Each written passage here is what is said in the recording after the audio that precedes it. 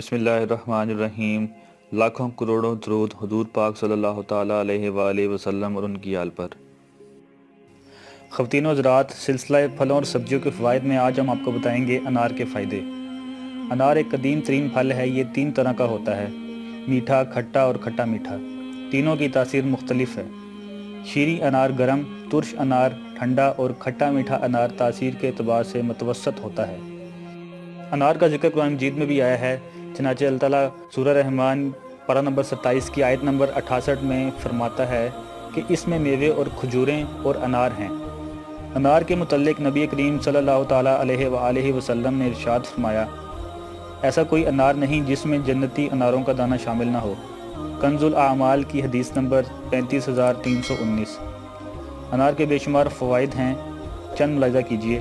انار میں vitamin A, B, calcium, sodium, iron, phosphorus, sulphur, فولاد، ہائیڈروکلورک ایسڈ کے اجزاء وافر مقدار میں پائے جاتے ہیں۔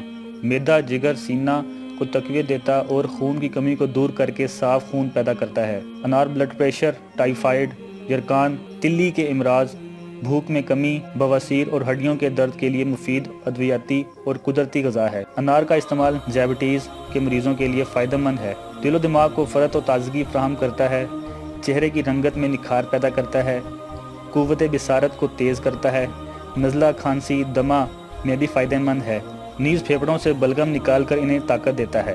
انار پیشاب آور ہوتا ہے، لہٰذا پیشاب اور مثانے کی بیماریوں میں بھی اس کا استعمال کارآمد ہے۔ مختلف امراض کے بعد ہونے والی کمزوری کو دور کرتا ہے، دانتوں اور مسوڑوں کو مضبوط کرتا ہے۔ اسی کے ساتھ ہم آج کی ویڈیو کا اختتام کرتے ہیں۔ جزاک اللہ۔ اگر آپ کو ہماری ویڈیو پسند آئی ہے تو اپنے دوستوں کے ساتھ شیئر کیجیے اور مزید اچھی ویڈیوز کے لیے ہمارا چینل سبسکرائب کیجیے۔